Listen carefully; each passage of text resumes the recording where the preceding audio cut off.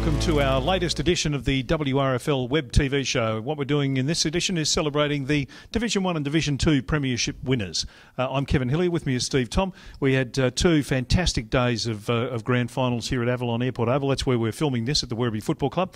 Tomsy, some terrific games, some really tight games. We've got some great some highlights to talk to our coaches and captains about. Coming up, we're going to talk to Point Cook about their premiership win and their perfect season. Every game. It's fantastic. We had a couple of those this year. In Division 2 reserves, it was Parkside. In the Division 2 seniors, it was Deer Park. And then, of course, we get to the Division 1 games. We had Hoppers Crossing in the under-18s, and Brad Murphy and Jordan Moody will be joining us in the reserves. This was one of the great finals games of WRFL history, one after the siren. Yeah, kicked the goal by their key forward in Andrew Thorne after the siren. Yeah, so Shannon Carroll and Andrew Thorne will join us. And then the Division 1 premiers will celebrate Spotswood's magnificent win against Albion. It really was a terrific end to the season. Yeah, no, it was. Look, a fantastic final series. The Western Region Football League should be very, very pleased. Yep. Crowd behaviour, everything went perfectly. And good. We copped some good weather too. Bit of wind here and there, but no, fantastic. And congratulations to all the clubs that not just won grand finals, premierships, but participated in grand finals and the whole of the final series. And look, we had games that had everything in this final series this year. It was fantastic. We had two games going to extra time involving the same football club. One they won, one they didn't, and then in the end they finish up winning the grand final on the last kick of the day, which is just quite unbelievable. We had one game there that was 1 point between Spotswood and Altona. Yeah. Well, we just had some terrific games. The under-18 competition really did bring out the best in the under-18 competition this year. There's been a lot of talk about the under-18s not being quite as strong this year, but what we saw in the finals certainly showed us that there's some very, very good quality running around in our under-18s. Look, it's fantastic watching grand final day, and throughout the season, but grand final day, watching the Division B or the Division A grand final, under 18 or under 18B. Some absolute wealth of talent in this competition, and I know we say it every year, but please look after them, bring them through, and let's hope that they can go on to a high level, most of them. All right, we're going to take a quick break, come back, and we'll talk to Point Cook about their absolutely sensational unbeaten season after this.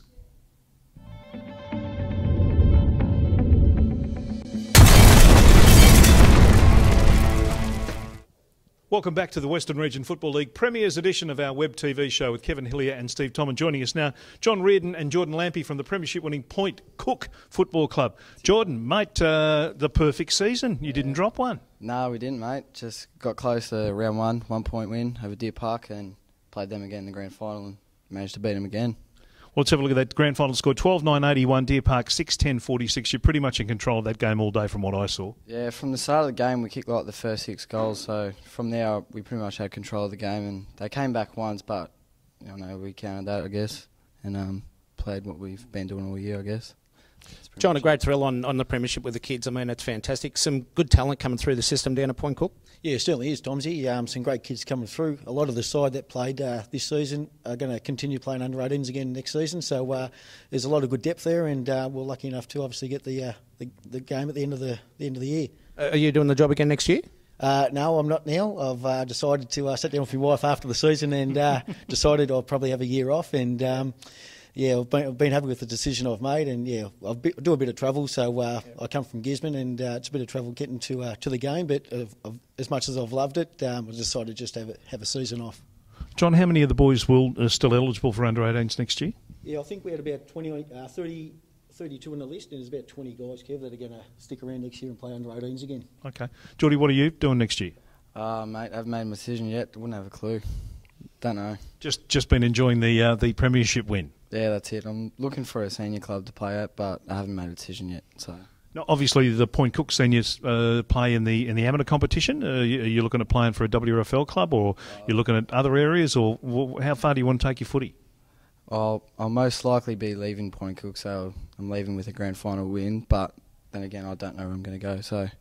Yeah, I'm open for anything. You've got some senior coaches in the background over here that their ears are just pricked up, Jordan. So likely looking young man.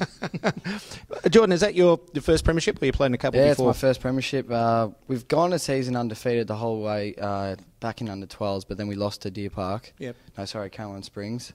So, and since then we've made the finals once. So, yeah, no, it's my first lot of finals and first grand final. So. And most of the guys that played in that side, have you grown up with them through the juniors at Point Cook? Yeah, most of the players have been there since the start. Well, there's been I don't know, I know 8 of us that have gone through the whole way together. So yeah, so it's good.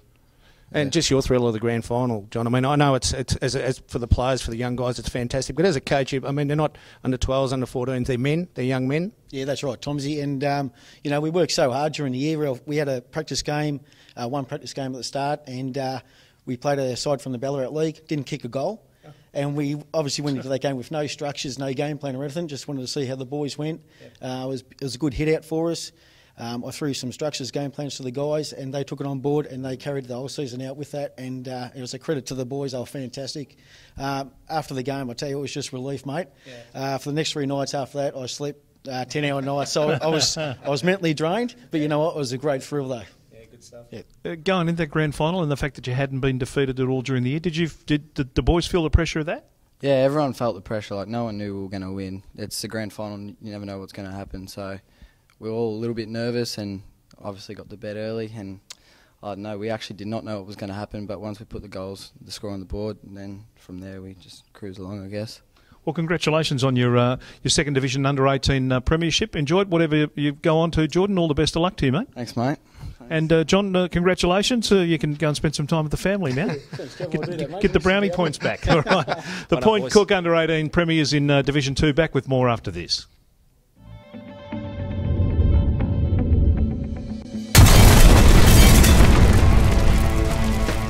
Region Footy League's Premiership edition of our web TV show. I'm Kevin Hillier, with me Steve Tom, and joining us now Brad Murphy and Jordan Moody from the Premiership winning Hoppers Crossing under-18s in First Division. Congratulations, Jordan. Cheers, mate. Thanks for that. Very young side. We were just talking before we started rolling the camera, but a very young side. Yeah, no, very young, and I've still got a bit of experience in finals, seeing as they won it last year, the 16s that came up. But yeah, still young side, so it was good. And you got sent off. Yeah, I was going to bring it up. You always knew I was going to bring it up. Yeah, I wasn't too good leading by example, but just got to cop it on the chin on the day, I guess, and just see how I go from there. Yep, fair enough. Brad, it was a great game of under-18 football, and it always is in the Western Region Football League Grand Final day. But they challenged us. They come back pretty well in that last quarter. But full credit to the character of your young group, as we say now, that they stood up at the right time. Yeah, to play with 17 against 18 for the last 3 quarters it was. So we did really well to sort of hang in there for the rest of the game, and they had a shot from about 35 out directly in front with probably 15 minutes to go to put them in front, and luckily they put it on the full, and I thought we were gone at that stage, but somehow we got 3 or 4 goals in front and we hung on, so it was a good effort. I know by all reports, 3/4 time, you spoke about just the fitness part of it and being able to hopefully overrun Altona. That only comes from hard work throughout the year. So the group you've got, obviously they responded to the training nights and to the extra work you wanted to put in. Yeah, they started in November last year, which is probably a lot earlier than most under-18s. But we spoke about it at 3/4 time that we were going to outrun them. And I told them at the start of the year they'd be the fittest side, and they were the fittest side. And again, to play with 17 players and outrun them in the last quarter it just showed that we were probably the fittest side on the day, which was really good, considering we had the 2 weeks off in the finals as well. Yeah. Where do you want to take your footy, Jordan? I want to stay at Hoppers for sure. Good club, good bunch of blokes and stuff like that. But yeah, just see where I go from here. Try and improve any way I can. That's about it, really. Brad, what's the standard like of the 18s? I mean, you've played at the top level. You know what it takes to make it at that level. Where is this competition at with its under-18s? I haven't really seen much under-18s around the place, to be honest. I think it's a little bit maybe better than the other leagues around, but I've got nothing to compare it to, really. But it's a very strong standard, and compared to the under-18Bs, it's probably a lot better as well. But it's a pretty strong standard. What's the work ethic like of the boys at this level in this competition? I can only speak for my boys. They don't complain about anything. I've had them holding bricks above their heads for 10, 15 minutes at times, and they don't complain once, and they run laps, and I bet you they did. I bet you they did. Well, you just didn't hear it. He's probably the only Hang on, did you? I didn't complain. But I led by example, mate. I was good. No, they do everything they're told, and that's what made this year so enjoyable, and especially as a first-year coach, it made it a lot easier for me. Yeah, I was going to ask you, what are your ambitions for yourself personally from a coaching point of view? Look, next year I've got the under-18 job again, so I'll do that, and then after that, who knows? Maybe one day a TAC Cup club, hopefully, but that's just down the track, I suppose, and maybe senior footy one day, who knows? What about the playing side of it? You're settling up again next year? Yeah, it was a bit different. It's a long day. Obviously, this year was a long day. Every day, Saturday was a long day. Getting there at about 7:30, 8 o'clock, and you know, it's coaching, that's more mental side of things, and you've got to physically prepare yourself to play at 2 o'clock. So I probably struggled with it a little bit, to be honest, but I've learned a lot for next year. What goes on over summer, Jordan? Do you play cricket? Nah, no cricket, just starting early. Yep. Try to get that head start because I missed a lot of the start of the season with a couple of injuries and stuff, so I was a bit behind the 8 ball, but yeah, trying to just have maybe a week or 2 off and then just slowly, gradually get back in there just so I don't slack off and just pick up that fitness because, like Murph said, that's how we're going to win our games is outrun teams and just use our fitness, so might as well get a quick head start on that so I'm not struggling during pre-season. Fair enough. Do you give the guys a program over summer? I know through the A grade right through the club, you sort of work hand in hand anyway. But being such a young group, do you give them something in the next month or so just to sit down with them to say work on your fitness, work on your strength, do this, do that? No, generally kids that age are generally pretty fit, and if they do all the pre-season sessions before Christmas, and then I'll give them a bit of a program over Christmas. But if they do all the sessions before Christmas and then during Christmas, they come back pretty fit anyway. So, and 3 days a week training, they're going to pick it up pretty quickly at that age. So, it's more so for the older blokes, the senior guys that need the fitness programs, more so than the younger guys. Yep. Well, congratulations to you both. Back to back. Next year, maybe back to back to back. Who knows? Well done, Murph. Good on you, Jordan. And we'll be back with more on our web TV show right after this.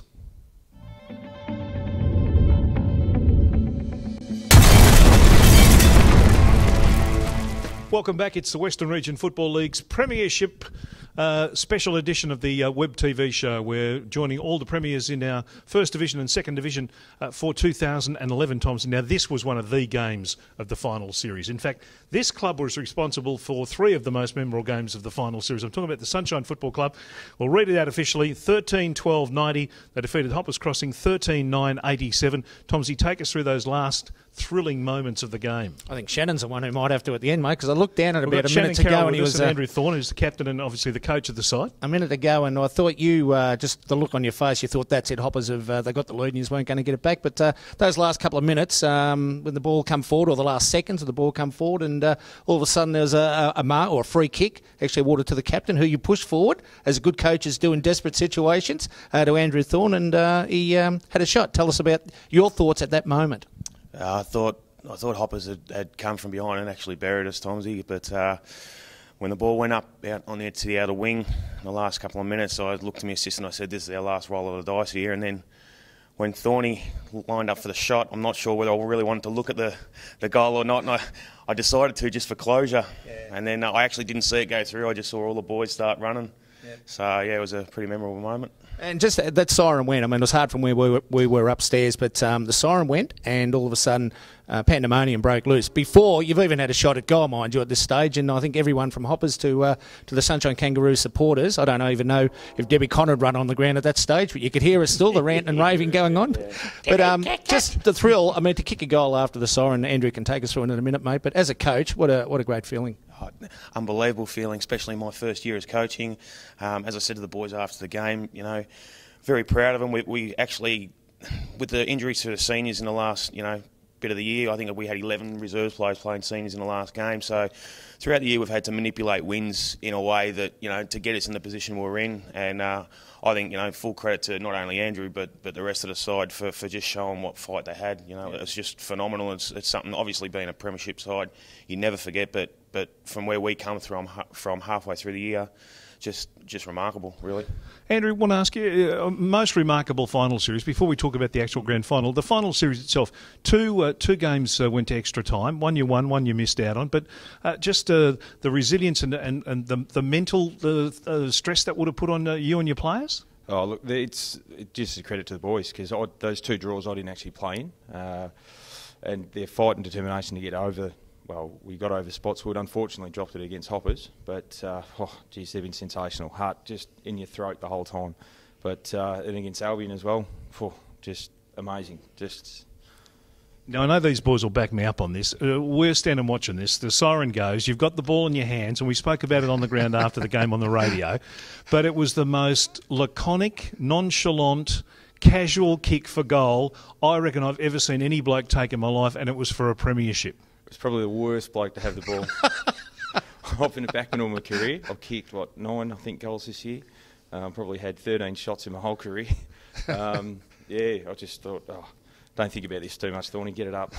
So, just sort of lobbed it on the boot and it went through. Thank Christ.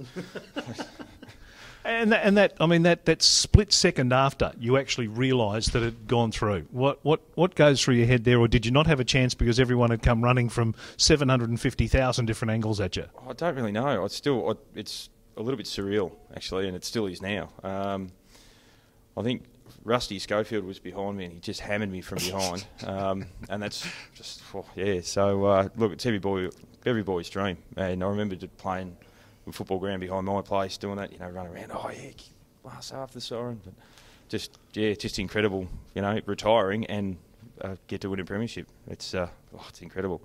Sensational stuff. Obviously good for the footy club, good for the Sunshine Footy Club. Was a year where the seniors are expected to do a lot better, and to get that out of the season, probably a little bit of compensation, I suppose, if anything else. Yeah, a bit of compensation. But I think what a lot of people outside the club don't sort of realise is we did get some recruits this year, but we also lost some key personnel in Keegan Powell and Rusty Douglas. So we more or less just covered what we'd lost. We didn't actually, improve on the list dramatically. So that'll combine with, I think we had a list of 16 injuries come the last game. That's why there was 11 reserves players playing. Sort of, it did give the club some hope, and as I said to Thorny yesterday, actually, it sort of gives senior coach Brett Jacobs a little bit to go out and recruit, and you want to make every recruit feel like they're going to be the difference when they come to your club. So to be able to tell them that the reserves won the premiership and there's some depth at the club sort of bodes well. Sorry for the recruiting and that side of things, but to come away with it like that, everyone's got a smile on their face. So I was going to say, you had some youngsters in that side too that have come through even from the under-18s. Young Murphy, Hamish Andrews, another one who played, Ben McInerney, some good kids that have come through. Yeah, and Nick Wilkie as well. During the year, we found ourselves trying to fill spots, and I was nearly going to play one game myself just after having a total hip replacement because we were that short. But those kids actually put their hand up and said, we'll fill in for you. And then when it came to the business end of the season, we spoke about it and I thought, well, I'd really like to reward these kids for, playing 2 games on a day. And as it turned out, we didn't have to really drop many players for it because of injury and personnel. Probably one of the hardest ones was selection on the Thursday night to leave young Afroic out, after he suffered bruised kidneys from the semi-final, but the players' welfare's got to come first, and he understood that, and he was first to put his hand up and say, I'd like to run water and be part of it. So the kids coming through gives you some sort of bright future. Hopefully now they've got a taste of it, and they want to get a few more mates down to the club and go on with it. Stuff. You retire a happy man? Yes, very. I was going to play Super Rules. I don't know if I will now. Go out on that. That's I reckon it's the best way to finish. Quit while you're on top. Thanks for being on the show, boys. So we appreciate it, and enjoy the off season. And we'll see the Sunshine Footy Club back in 2012. You definitely will. Thank you very much. Well done, boys. Good on you. We'll be back with more in just a tick.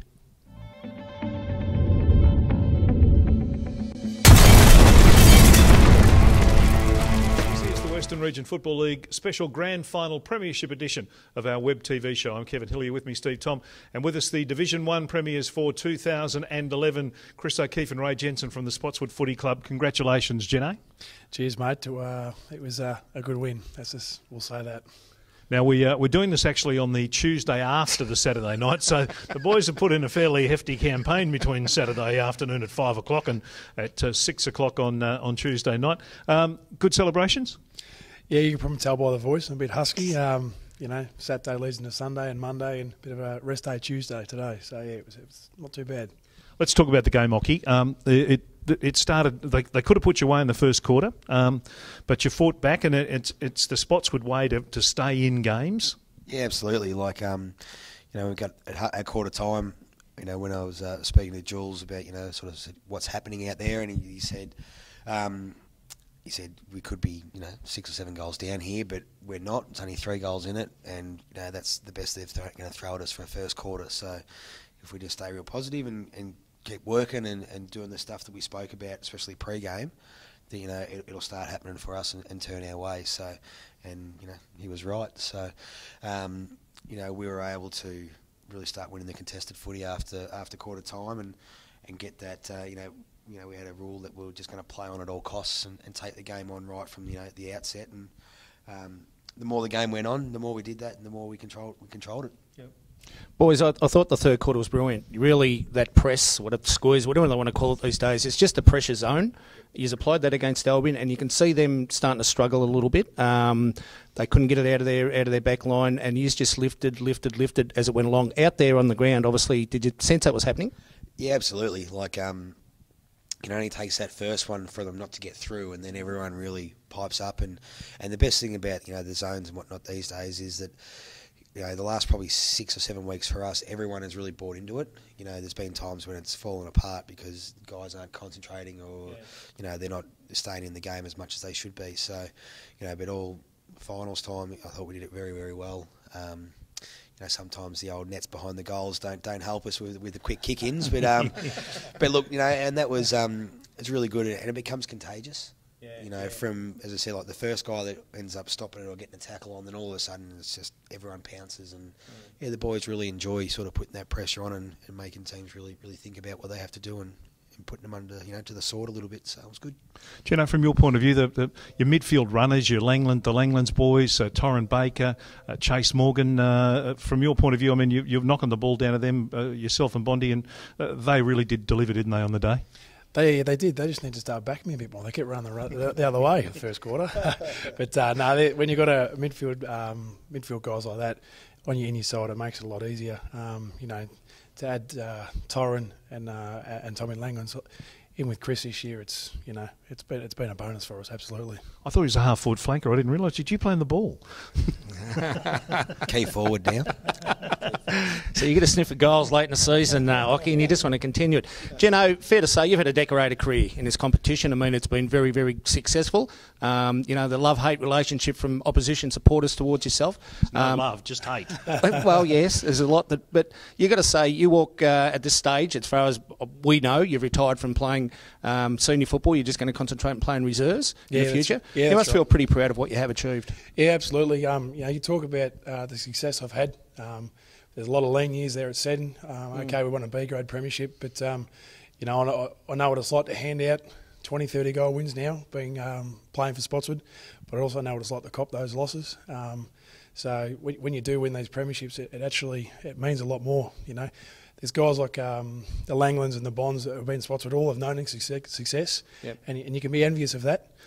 So I've had the success, but I've had the losses as well. So and the love-hate relationship, I probably don't help myself with that. But I explain to some people, they go, "Why do you stir up the crowd?" And I said, "Well, if they're into me or they're into whoever, they're not worrying about Chris O'Keefe or they're not worried about Jason Cloak or Tommy Langlands and."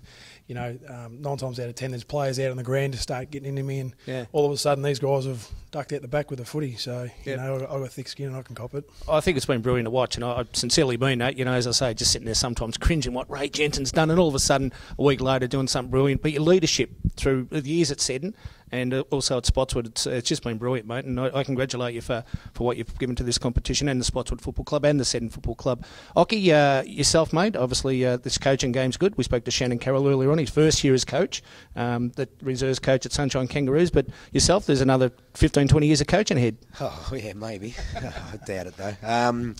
Look, it was, as I've spoken to you guys about throughout the year, when I got the job, October last year or September, October, whenever it was, I was thinking this is going to be great. We've got a team that's won 4 grand finals, played in 4 grand finals and great list and everything's going sweet. And so I went on a holiday over to Fiji for a couple of weeks and got back and half the team had gone.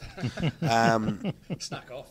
Yeah, and so we're in a bit of trouble sort of probably by November. And then, but with the help of Tony Walsh, and we just sort of knuckled down and really started focusing on the guys that we really needed to secure and really put all our efforts into that. And then all of a sudden, a few other things sort of went our way with players coming on board, and then, with the development of our kids as well. It's all sort of been able to fit together really, really well. And as I said to the media guys after the game on Saturday, like our team, whilst it's got some really great players in it, we've also got a lot of guys that are a bit of misfits, I think is the word I like to use. I read that. Yeah, I like, you got kids out of your under 18s, like one of them is now played 6 games and won a premiership and been fantastic, and guys who have only ever played forward for their whole life, and now all of a sudden they're played in the back line all year and done really, really well. So, we've sort of had to change things up a little bit, but everything that we've done has worked well, and it's a credit to the guys for really sticking to, I suppose, the structures that I set out for them and being able to actually perform them on game day. So it's been handy. Combined birthday and grand final celebrations, I believe, were quite awesome. I don't know about awesome. It got a bit messy at one stage here at the Mona. But there's a cake moment that apparently will go down in Spotswood football history as much as this premiership. Yeah, well, I think it will, but it was funny enough. I was getting dropped off at the Mona and I saw Chris and Will Langlands at the bakery, and I thought, well, that's a bit strange.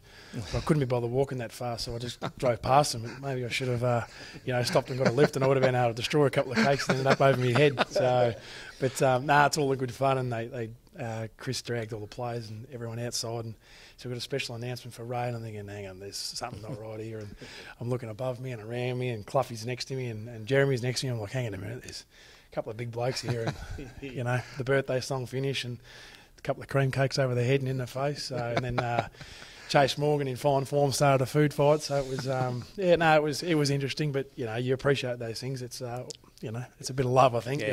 So.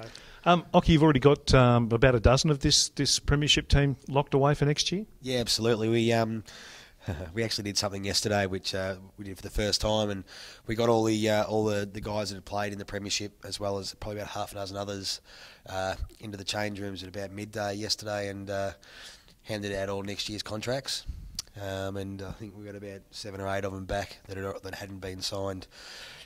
Straight away, I don't even think half the boys read them because they were still drunk. So they'll be in for a bit of a surprise next year when they realise they've had a pay cuts. But no, as I said, we'd had a fair few guys committed already, probably about 6 or 7 weeks ago, but we wanted to just try and secure as many as we could, and it was really good actually to be able to stand up at the end of our vote count on Sunday to, and announce, all these guys, and probably about a dozen of them that actually have recommitted to the club for next year, and, and the rest of them, we know that a couple who won't be there next year, but the rest of them have always said, that I'll get a sign during the week. So, we're going to have a little bit of a turnover, but we've known about that sort of for the last sort of couple of months, but, that happens every year, and yeah, we're looking really forward now to, trying to target a few more players for some areas that we need to work on for next year, and then, come back bigger and better next year. Look, congratulations on your career and on the premiership. Well done on a terrific season as Coach of the Year, as you named in the Team of the Year this year, a little half-forward flanker. And no, well done to the Spotswood Footy Club. It's been a terrific season, and a lot of people had written you off, and you certainly showed them what the Spotswood Football Club's all about. Well done, gents. Thanks for being part of the program. We'll wrap it up after this on our Wrfl web TV show.